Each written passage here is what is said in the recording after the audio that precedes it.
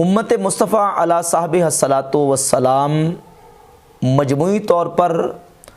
اور عمومی یعنی اکثری طور پر شرک میں مبتلا نہیں ہو سکتی۔ اللہ رب العزت نے اس امت کو مجموعی اور عمومی طور پر شرک میں مبتلا ہونے سے محفوظ فرمایا ہے۔ محمد علی مرزا اپنے مجدد ابن عبد الوہاب نجدی کی اتباع میں اور اسماعیل دہلوی کی اتباع میں اس بات پر بضد ہے کہ نہیں جی امت میں شرک جو ہے وہ بہت پھیل چکا ہے، اور جبکہ ان کی خود ساختہ توحید کے مطابق اگر دیکھا جائے تو جو شرک کے تیر انہوں نے پھینکے ہیں پوری امت مسلمہ کا بدن اس سے متاثر ہوتا ہے، کیونکہ جو توحید کا کانسیپٹ اور تصور خود ساختہ یہ پیش کرتے ہیں اور اہل سنت کی تکفیر اور اہل سنت و جماعت کو مشرک ثابت کرنے کے لیے جو انہوں نے ایک توحید کا تصور قائم کیا ہے اس کے مطابق تو پوری امت مسلمہ کی اکثریت جو ہے مشرک قرار پاتی ہے۔ اس کے چند میں آپ کو حوالے آپ کے سامنے رکھتا ہوں۔ مثال کے طور پر ابن عبد الوہاب نجدی کے توحید کے تصور کو اگر دیکھا جائے تو یہ کتاب ہے کتاب التوحید، اس میں صفحہ نمبر 361 پر ابو البشر سیدنا آدم علیہ السلام کے بارے میں لکھا کہ آدم علیہ السلام نے شرک فی الاطاعت کا ارتکاب کیا، نعوذ باللہ تعالی۔ یعنی ابن عبد الوہاب نجدی کی توحید کتاب التوحید کے مطابق تو تاریخ انسانیت کا سب سے پہلا مشرک حضرت سیدنا ابو البشر آدم علیہ السلام قرار پاتے ہیں، نعوذ باللہ تعالی۔ اور پھر ان کے توحید کے تصور کے مطابق اگر ان کی کتابوں کو دیکھا جائے،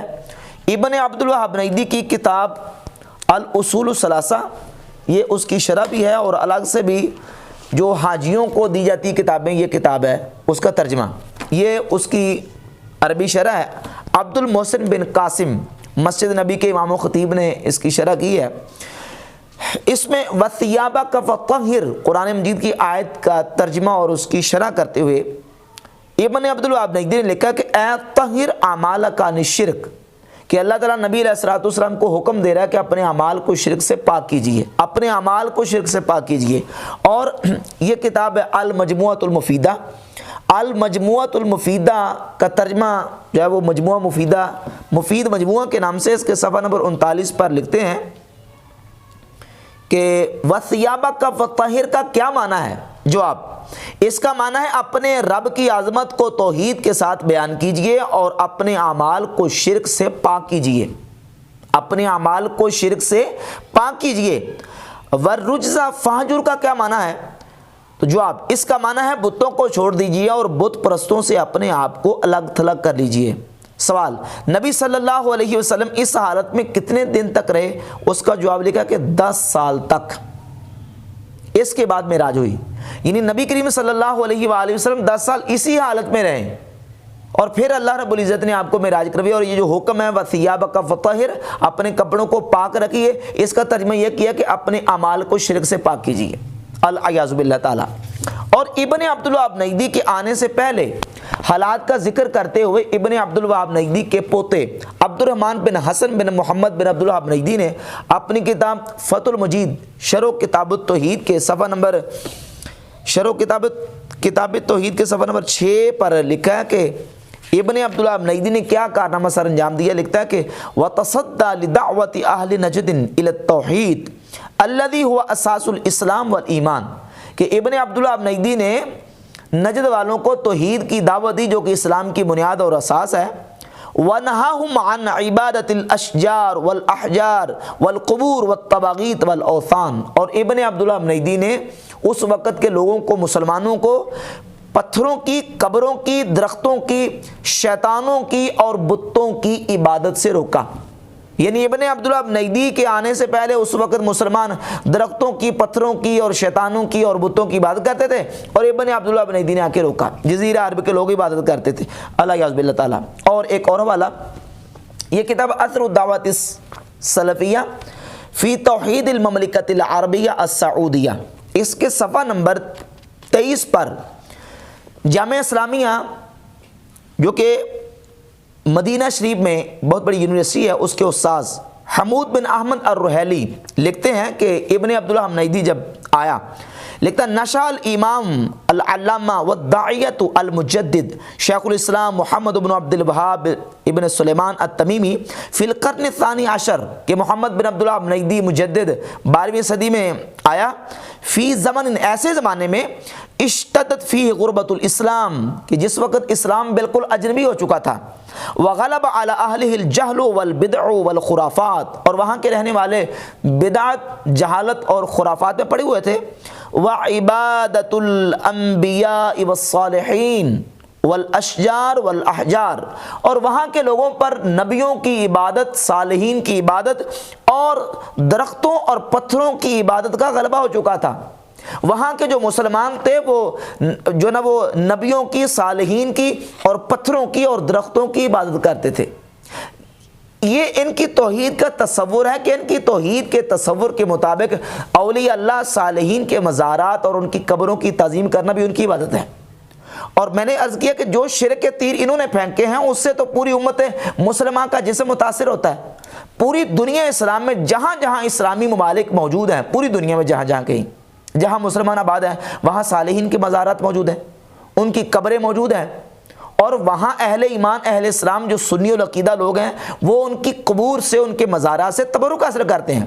تو یہ اگر تبرک اور ان کی قبور کی عزت اور تعظیم عبادت ہے تو اس سے تو پوری امت مسلمہ کی جو اکثریت اور عمومی مسلمان ہیں وہ مشرک قرار پائیں گے، نعوذ باللہ تعالی۔ اور پھر یہ صرف صالحین کی قبروں تک نہیں بلکہ یہ دیکھیں تحذیر الساجد، ناصر الدین البانی کی کتاب،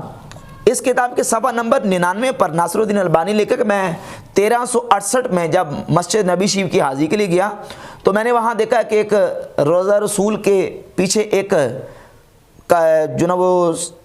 دیوار اٹھی ہوئی ہے اور وہاں لوگ جاتے ہیں اور وہاں لوگ تبرک کے لیے نماز پڑھتے ہیں اور یہ سمجھتے ہیں کہ اشارۃ الی ان ھذا مکان خاص للصلاۃ وراء القبر، یہ اشارہ ہے کہ یہ جو مکان خاص ہے قبر شریف کے پیچھے نماز پڑھنے کے لیے۔ فعجبت حینئذ کیف ظلت هذه الزہرۃ الوثنیہ قائمۃ حتی فی عہد دولت التوحید۔ ناصر الدین البانی لکھتا کہ میں بڑا متعجب ہوا کہ یہ کھلی اور ظاہر بت پرستی مسلمانوں کے ملک میں ہو رہی ہے، یعنی روضہ رسول کے پاس اور اصحاب صفہ کے چبوترے پہ جا کے نماز پڑھنا، اس کو بھی ظاہر بت پرستی،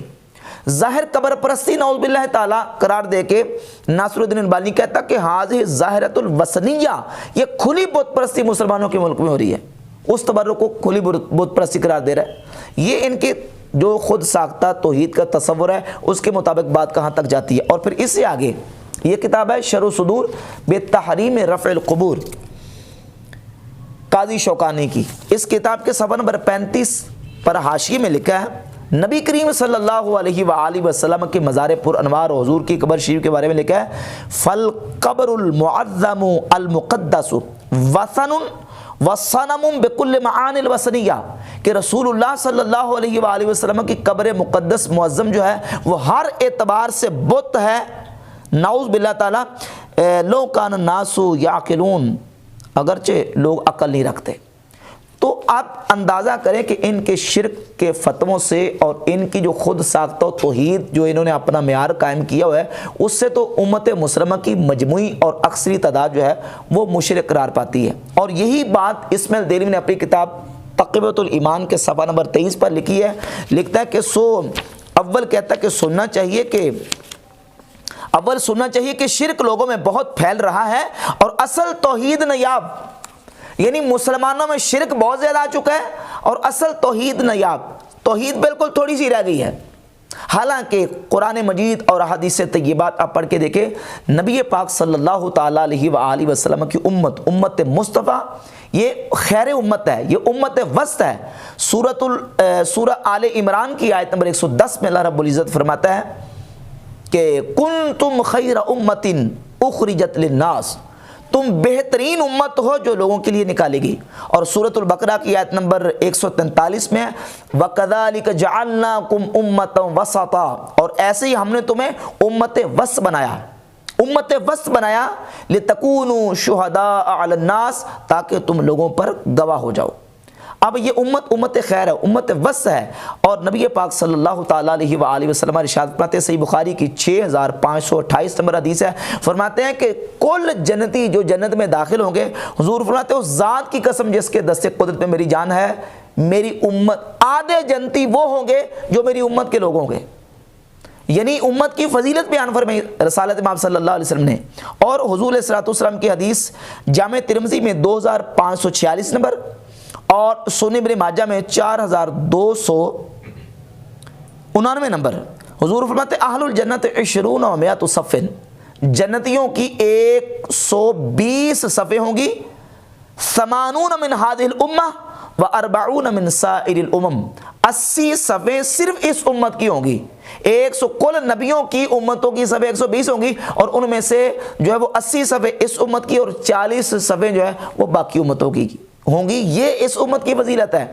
اور ان کے عقیدے کے مطابق جو ہے نا وہ امت کا مجموعی اور جو امت کا جو اکثری اور جو اغلبی حصہ ہے وہ نعوذ باللہ شرک میں گرفتار ہو چکا ہے۔ تو اس سے تو نعوذ باللہ تعالیٰ اس امت کا امت خیر ہونا تو ختم ہو گیا، پھر یہ تو معاذ اللہ پھر امت شر ٹھہرے گی، امت شرک ٹھہرے گی، حالانکہ یہ امت توحید ہے، امت وسط اور امت خیر ہے، اور یہ امت شر اور امت شرک نہیں ہے۔ اور ایک اور حدیث جامع ترمذی میں 2869 ہے، رسالت امام صلی اللہ علیہ وآلہ وسلم نے ارشاد فرمایا مثل امتی مثل المطر، میری امت کی مثال بارش کی طرح ہے، لا یدرا اولہ خیر ام آخرہ، حضور فرماتے ہیں کہ یہ معلوم نہیں کیا جا سکتا، لا یدرا اولہ خیر ام آخرہ، کہ اس کا اول بہتر ہے یا اس کا آخر بہتر ہے، یعنی یہ امت جو ہے یہ امت خیر ہے، یہ اس امت کی فضیلت ہے۔ تو نبی کریم صلی اللہ علیہ وآلہ وسلم نے اس امت کی خیریت بھی بیان فرمائی، اور جو امت پر حضور کو اندیشہ تھا اور جو حضور کو امت پر کوئی خوف تھا اس کا واضح طور پر بیان فرما دیا۔ اس سے پہلے یہ بات سمجھیں کہ شرک کا جو اطلاق ہے وہ دو چیزوں پہ کیا جاتا ہے، شرک جلی، شرک اکبر، یعنی اللہ رب العزت کی ذات کے ساتھ کسی کو شریک ٹھہرانا، اللہ کی عبادت میں کسی کو اللہ کا شریک ٹھہرانا، اس کو شرک اکبر کہا جاتا ہے، شرک جلی، شرک اعتقادی۔ اور ایک ہے عملی طور پر جو ہے نا ریاکاری، دکھلاوا، اس پر بھی شرک کا اطلاق ہوتا ہے، لیکن وہ شرک اصغر ہے۔ بحث ہماری شرک اصغر کے بارے میں نہیں ہے کہ امت ریاکاری کرے گی یا نہیں کرے گی، امت میں اعمال میں لوگ دکھلاوا کریں گے یا نہیں کریں گے، یہ تو بہت جو ہے نا وہ کامن ہے، یعنی وہ چاہے دیوبندی ہوں، وہابی ہوں، سنی ہوں، شیعہ ہوں، یہ سارے ظاہر ہے کہ اس میں دکھلاوا ہو سکتا ہے۔ لیکن اب مسئلہ جو ہے وہ ہے شرک اکبر اور شرک اعتقادی کا، شرک جلی کا، کہ کیا یہ امت جو ہے وہ شرک جلی میں اکثری طور پر اور عمومی طور پر گرفتار ہوگی یا کہ نہیں۔ تو اس میں سرکار دو عالم صلی اللہ علیہ وآلہ وسلم کی واضح احادیث موجود ہیں۔ حضور کو سب سے زیادہ اپنی امت پر جس چیز کا خطرہ اور خوف تھا وہ تھا ریاکاری کا، جس کو شرک اصغر کہا جاتا ہے۔ اگر حضور علیہ السلام کو اپنی امت پر شرک اکبر اور شرک جلی کا خوف ہوتا تو حضور اس کا ذکر کرتے، حضور اس کا نام لیتے۔ مسند احمد ابن حنبل میں 23119 نمبر حدیث ہے، دار احیات التراث العربی بیروت سے جو چھپی ہوئی اس کا حوالہ، اور وہابیوں کی ایپ اسلام 360 میں مشکات میں 5334 نمبر حدیث ہے۔ رسالت امام صلی اللہ علیہ وآلہ وسلم کے صحابی حضرت محمود بن لبید رضی اللہ تعالیٰ فرماتے ہیں کہ نبی پاک صلی اللہ علیہ وآلہ وسلم نے فرمایا ان اخوف ما اخاف علیکم الشرک الاصغر، مجھے تم پر سب سے زیادہ جس چیز کا خوف ہے وہ ہے شرک اصغر۔ صحابہ نے عرض کی یا رسول اللہ ما الشرک الاصغر، شرک اصغر کیا ہے؟ قال الریا، تو نبی کریم صلی اللہ علیہ وآلہ وسلم نے فرمایا ریاکاری، یعنی مجھے سب سے زیادہ تم پر جس چیز کا خوف ہے وہ کیا ہے؟ ریاکاری۔ اگر حضور کو اپنی امت پر شرک اکبر یا شرک جلی کا خوف ہوتا تو سرکار یہ فرما سکتے تھے کہ مجھے تم پر سب سے زیادہ شرک اکبر کا خوف ہے، کہ تم درختوں کی پوجا کرو گے، تم جو ہے وہ پتھروں کی پوجا کرو گے، تم قبروں کی عبادت کرو گے، نہیں فرمایا، ایسے نہیں فرمایا، بلکہ فرمایا کہ مجھے تم پر سب سے زیادہ خوف جو ہے وہ ریاکاری کا ہے۔ اب سوال یہ پیدا ہوتا ہے کہ کیا شرک اکبر کا اپنی امت پر خوف ہے؟ اس پر کوئی حضور علیہ السلام کا فرمان موجود ہے؟ تو صحیح بخاری اور صحیح مسلم کی متفق علیہ، صحیح بخاری میں 6 مقامات پر یہ حدیث ہے، اس میں سے 1344 نمبر، اور صحیح مسلم میں 2296 نمبر متعدد مقامات پہ یہ حدیث موجود ہے کہ نبی کریم صلی اللہ علیہ وآلہ وسلم نے اللہ کی قسم بیان کر کے فرمایا فرمایا انی واللہ ما اخاف ان تشرکوا بعدی ما اخاف علیکم ان تشرکوا بعدی، فرمایا مجھے اللہ کی قسم مجھے اس بات کا تم پر خوف نہیں ہے کہ تم میرے بعد شرک کرو گے، ولیکن ان تنافسوا فیہا، ہاں مگر یہ کہ تم دنیا میں پھنس جاؤ گے، دنیا کی محبت میں پڑ جاؤ گے، یہ دنیا کا تم پر مجھے خوف ہے، لیکن تمہارے اوپر مجھے اس بات کا خوف نہیں ہے کہ تم میرے بعد شرک میں پڑ جاؤ گے یا شرک میں مبتلا ہو جاؤ گے۔ شرک اکبر کی حضور نے نفی کر دی، اور شرک اصغر یعنی ریاکاری اس کے خوف کا اور اندیشے کا اظہار فرما دیا۔ تو یہ واضح ہے کہ نبی کریم صلی اللہ علیہ وآلہ وسلم کو اپنی امت پر شرک اکبر اور شرک اعتقادی کا خوف نہیں ہے۔ اگر امت کی اکثریت اور عمومی امت جو ہے وہ شرک میں گرفتار ہو جانی ہوتی تو سرکار دو عالم صلی اللہ علیہ وآلہ وسلم سب سے زیادہ اس بات کے خوف کا اظہار کرتے، لیکن ایسا نہیں فرمایا۔ تو یہ واضح دلیل ہے۔ اور اس کے ساتھ ساتھ ایک حدیث صحیح مسلم میں، مسند احمد ابن حنبل میں اور جامع ترمذی میں اور دیگر کتب حدیث میں صحیح حدیث ہے، متعدد طرق کے ساتھ مختلف الفاظ کے ساتھ یہ حدیث ہے۔ صحیح مسلم میں 7103 نمبر حدیث، اس میں لفظ یہ ہے کہ نبی کریم صلی اللہ علیہ وآلہ وسلم نے ارشاد فرمایا ان الشیطان قد ایس ان یعبد المصلون فی جزیرۃ العرب ولیکن فی التحریش بینہم، فرمایا کہ شیطان اس بات سے نا امید ہو چکا ہے کہ جزیرہ عرب کے نمازی اس کی عبادت کریں۔ ہاں اس بات سے نا امید نہیں ہے کہ لوگ آپس میں لڑیں، مسلمان آپس میں لڑیں، اس بات سے نا امید نہیں ہے، اسے امید ہے کہ آپس میں لڑیں گے، اور یقیناً ایسے ہوا اور ہو رہا ہے، لیکن شیطان اس بات سے نا امید ہو چکا ہے کہ جزیرہ عرب کے نمازی اس کی عبادت کریں۔ المصلون سے مراد ای المؤمنون یعنی ایمان والے اس کی عبادت کریں، اور شیطان کی عبادت سے مراد یہی ہے کہ بتوں کی پوجا کی جائے یا غیر خدا کی عبادت کی جائے، پوجا کی جائے۔ مسلمان مومن ایسا نہیں کریں گے۔ اور جامع ترمذی میں جو حدیث ہے، جامع ترمذی میں تو واضح جو الفاظ ہیں، نبی پاک صلی اللہ تعالی علیہ وآلہ وسلم کے صحابی حضرت عمر ابن الاحوص رضی اللہ تعالیٰ عنہ کہتے ہیں کہ حضور اکرم صلی اللہ علیہ وآلہ وسلم نے اپنے صحابہ کرام رضی اللہ تعالی عنہم سے فرمایا ای الیوم ھذا، حجۃ الوداع کے موقع پر فرمایا کہ صحابہ آج کون سا دن ہے؟ تو صحابہ کرام رضی اللہ تعالی عنہم نے عرض کی یا رسول اللہ صلی اللہ تعالی علیہ وسلم آج حج اکبر یعنی حجۃ الوداع کا دن ہے۔ تو حضور علیہ الصلوۃ نے فرمایا الا، خبردار ہو جاؤ، وان الشیطان قد ایس من ان یعبد فی بلادکم ہذہ ابدا، شیطان اس بات سے نا امید ہو چکا ہے کہ تمہارے ان شہروں میں کبھی بھی شیطان کی عبادت کی جائے، ابدا، کبھی بھی شیطان کی عبادت ان شہروں میں نہیں ہو سکتی۔ شیطان اس بات سے نا امید ہو چکا ہے۔ جامع ترمذی، اور جامع ترمذی میں اس حدیث کا نمبر ہے 2159، اور مسند احمد ابن حنبل میں الفاظ یہ ہیں ان الشیطان قد ایس ان یعبد بارضکم ہذہ، فرمایا کہ شیطان اس بات سے نا امید ہو چکا ہے کہ تمہاری اس زمین یعنی جو جزیرہ عرب ہے اس میں شیطان کی عبادت کی جائے، شیطان اس بات سے نا امید ہو چکا ہے۔ یہ مسند احمد ابن حنبل میں 8522 نمبر حدیث ہے، دار احیاء التراث العربی بیروت سے جو کتاب چھپی ہے۔ تو بحمد تعالی ان احادیث سے یہ بات بالکل واضح ہوتی ہے کہ امت مصطفیٰ جو ہے وہ عمومی طور پر شرک میں گرفتار نہیں ہو سکتی، یہ امت توحید ہے۔ اور ایک بڑی واضح اور صاف حدیث جو کہ مسند احمد ابن حنبل میں 16671 نمبر جو دار احیاء التراث العربی بیروت سے چھپی ہے،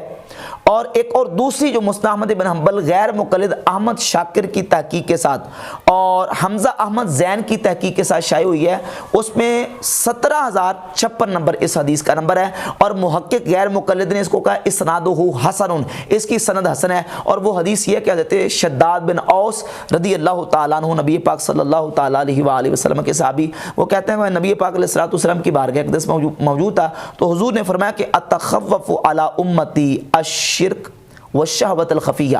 مجھے اپنی امت پر شرک اور شہوت خفیہ کا خوف ہے۔ حضرت شداد کہتے ہیں میں نے عرض کی یا رسول اللہ اتشرک امتک من بعدک،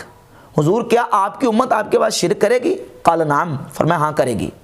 لیکن ساتھ ہی سرکار دو عالم علیہ الصلوۃ والسلام نے واضح کر دیا، اما خبردار، انہم لا یعبدون شمسا ولا قمرا ولا حجرا ولا وثرا، خبردار ہو جاؤ، میری امت سورج کی پوجا نہیں کرے گی، چاند کی پوجا نہیں کرے گی، اور پتھروں کی اور بتوں کی پوجا نہیں کرے گی، ولیکن یراؤون باعمالہم، ہاں اور وہ لیکن اعمال میں ریاکاری کریں گے، ریاکاری کریں گے، دکھلاوا کریں گے، لیکن چاند کی، سورج کی، پتھروں کی اور بتوں کی پوجا ہرگز نہیں کریں گے۔ نبی کریم صلی اللہ علیہ وآلہ وسلم نے ان چیزوں کی نفی فرما دی، ریاکاری کریں گے لیکن ان چیزوں کی عبادت نہیں کریں گے۔ اب یہ جو حدیث ہے غیر مقلد احمد شاکر کی تحقیق کے ساتھ جو مسند احمد بن حنبل چھپی ہے، اس میں بھی اس حدیث کو اسنادہ حسن کہا گیا، اور امام حاکم نے مستدرک الصحیحین کی جلد 5 صفحہ نمبر 248 پر 8106 نمبر حدیث یہ بیان کی ہے، اور اس حدیث کو امام حاکم نے جو نا وہ صحیح قرار دیا۔ شعب الایمان میں امام بہقی 6830 نمبر حدیث لے کے جلد نمبر 5 صفحہ نمبر 333 پر، اور امام ابو نعیم اصفہانی محدث اپنی کتاب حلیۃ الاولیاء جلد نمبر 1 صفحہ نمبر 336 پر 2 سندوں کے ساتھ 899 اور 900 نمبر 2 سندوں کے ساتھ اس حدیث کو لے کے آئے ہیں۔ مضمون اس حدیث کا ملتا ہے، اور اس حدیث کی 2 سندیں۔ اب اس میں ایک راوی ہے عبد الواحد بن زید، عبد الواحد بن زید پر ان کے حافظے کی بنیاد پر بعض محدثین نے کلام کیا ہے، لیکن ان کے 2 متابع موجود ہیں۔ ایک متابع ہے خالد بن محمود بن الربی جو کہ حلیۃ الاولیاء میں 899 نمبر روایت کے اندر موجود ہیں، اور ان کا ایک متابع حسن بن زکوان جو کہ سنن ابن ماجہ میں 4205 نمبر حدیث پہ موجود ہے، لہذا ان 2 متابع کی بنیاد پر بھی یہ حدیث کم از کم درجہ حسن کو پہنچتی ہے۔ تو نبی پاک صلی اللہ تعالیٰ علیہ وآلہ وسلم کی ان واضح احادیث سے یہ بات ثابت ہوتی ہے کہ امت مصطفیٰ عمومی اور اکثری اور مجموعی طور پر شرک میں گرفتار نہیں ہو سکتی۔ اب اس کے برعکس، اس کے مقابلے میں چند روایات پیش کی جاتی ہیں، اور روایات پیش کر کے ان سے استدلال کر کے یہ ثابت کرنے کی کوشش کی جاتی ہے کہ لیں جی امت اس وقت جو ہے وہ شرک میں گرفتار ہے۔ جس طرح اس میں دہلوی نے تقویۃ الایمان میں لکھا صفحہ نمبر 23 پر کہ سننا چاہیے کہ شرک بہت پھیل رہا ہے اور اصل توحید نیاب ہے، اصل توحید نیاب ہے، شرک بہت پھیل رہا ہے، یعنی ثابت یہ کرنے کی کوشش کی ہے کہ اس وقت امت مصطفیٰ کی اکثریت جو ہے وہ شرک میں گرفتار ہے، حالانکہ یہ بات بالکل غلط ہے۔ اب جو روایت پیش کی جاتی ہیں صحیح بخاری، مسلم اور دیگر کتابوں سے، اس میں بنیادی طور پر یہ سمجھیں کہ بعض احادیث وہ ہیں کہ جن کا جو تعلق ہے وہ بالکل نادر صورت کے ساتھ ہے، اور اصول یہ ہے کہ النادر کالمعدوم للاکثر حکم الکل، جو نادر ہوتا ہے نا قلیل، وہ نہ ہونے کی طرح ہوتا ہے، اس نادر کی وجہ سے اکثریت اور مجموعی جو حصہ ہے اس پر حکم مرتب نہیں کیا جا سکتا۔ النادر کالمعدوم، نادر معدوم کی طرح ہوتا ہے۔ اور دوسری بات یہ ہے کہ جو روایات پیش کی جاتی ہیں ان روایات کا تعلق ہے قرب قیامت کے ساتھ۔ اب قرب قیامت حالات وہ نہیں ہوں گے جو اس وقت اب موجود ہیں،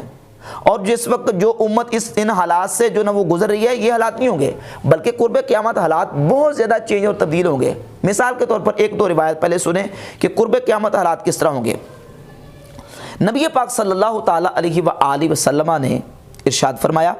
صحیح مسلم میں 372 نمبر حدیث ہے، بدأ الاسلام غریبا وسیعود غریبا، اسلام اجنبی شروع ہوا تھا اور یہ جو اسلام ہے یہ لوٹ جائے گا اجنبیت کی طرف، یعنی ظاہر ہے کہ شروع سے مسلمان تھوڑے سے تھے اور بعد میں پھر ان کی کثرت اور بہت زیادہ تعداد ہوئی، اور اب بھی حمد تعالیٰ ہے، اور آہستہ آہستہ یہ ہوگا کہ پھر مسلمان تھوڑے رہ جائیں گے، اور یہ کب؟ یہ قرب قیامت چیزیں واقع ہوں گی۔ اور ایک حدیث صحیح مسلم میں 313 ہے، یصبح الرجل مؤمنا، مسلمان مومن صبح کرے گا مومن ہونے کی حالت میں، ویمسی کافرا، اور شام کو کافر ہوگا، صبح کو مومن اور شام کو کافر، اور شام کو مومن اور صبح کو کافر۔ اب قرب قیامت جو حالات بن جائیں گے، سیدنا عبداللہ ابن مسعود رضی اللہ تعالیٰ عنہ فرماتے ہیں، صحیح مسلم میں 4957 نمبر حدیث ہے، لا تقوم الساعہ الا علی شرار الخلق، فرماتے ہیں قیامت قائم نہیں ہوگی مگر بدترین مخلوق پر، جو بدترین لوگ ہیں ان پر قیامت قائم ہوگی، ہم شر اہل الجاہلیہ، وہ جاہلیت کے لوگوں سے بھی زیادہ بدترین ہوں گے جن پر قیامت قائم ہوگی،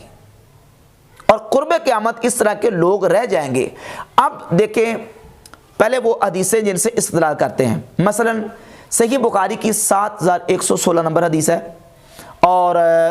صحیح مسلم میں 7298 نمبر حدیث، دیگر اس طرح کی بہت ساری احادیث ہے جس میں نبی کریم صلی اللہ علیہ وآلہ وسلم کا فرمان لا تقوم الساعہ،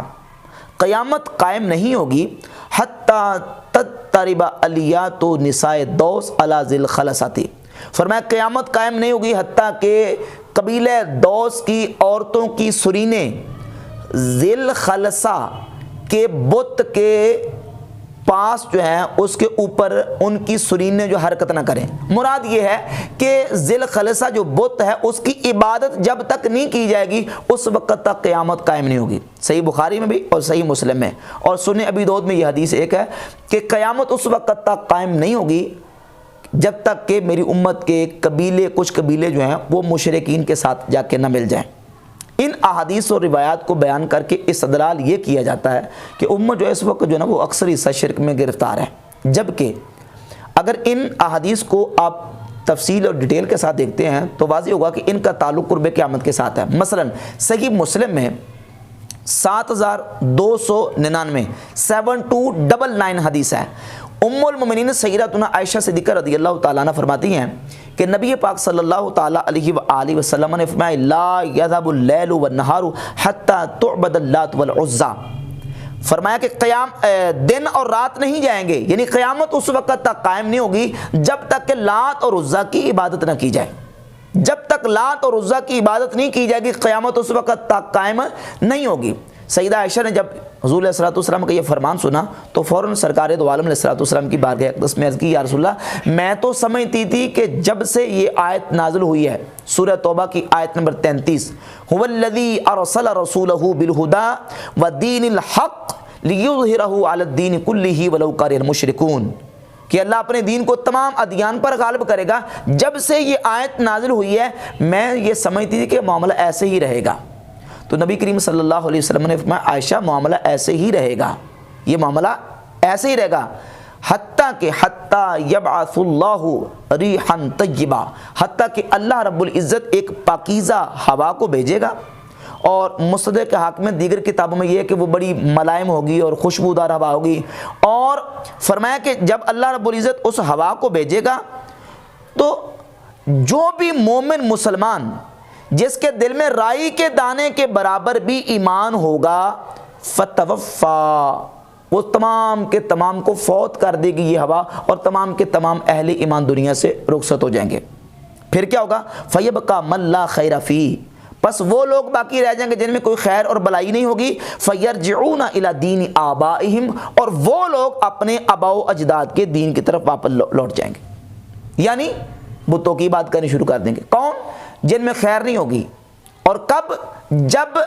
ہوا چلے گی، اور وہ ہوا چلے گی اور ہر مومن دنیا سے رخصت ہو جائے گا، باقی وہ رہ جائیں گے جو شرار الخلق ہیں، جس طرح کہ میں نے حوالہ دیا 4957 نمبر حدیث صحیح مسلم کا کہ سیدنا عبداللہ بن مسعود رضی اللہ تعالیٰ عنہ فرماتے ہیں لا تقوم الساعہ الا علی شرار الخلق، مخلوق میں سے جو بدترین مخلوق ہیں ان پر قیامت قائم ہوگی، بدترین لوگوں پر قیامت قائم ہوگی۔ اب جب طیب اور پاکیزہ ہوا چلے گی تو مومن مسلمان دنیا سے اٹھ جائیں گے۔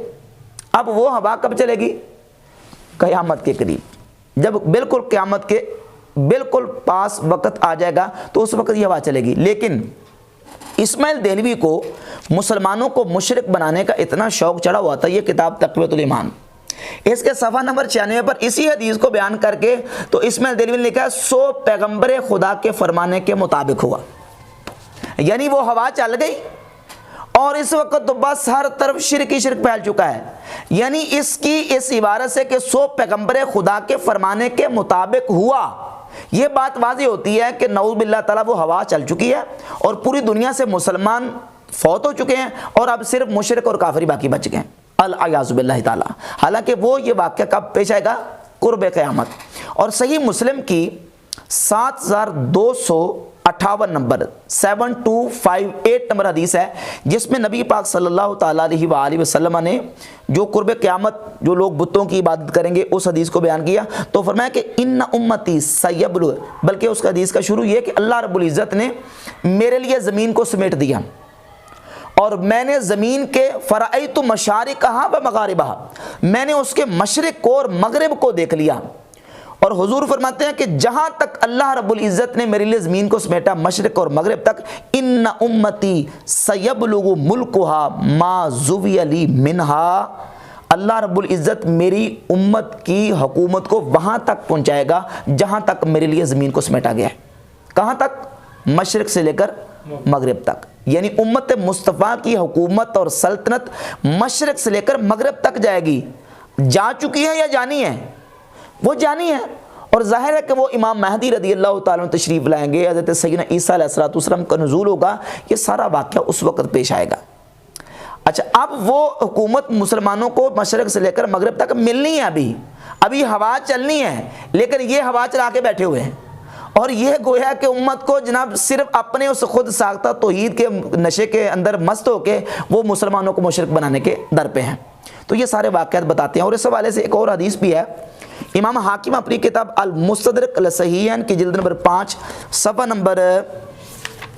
448 پر 8832 نمبر حدیث لے کے حضرت عبداللہ بن عمر رضی اللہ تعالیٰ عنہ یہی قیامت کے واقعات بیان کرتے ہوئے ارشاد فرماتے ہیں کہ میں نے نبی پاک صلی اللہ علیہ وآلہ وسلم سے سنا، حضور فرماتے ہیں فَيَبْقَى شِرَارُ النَّاسِ،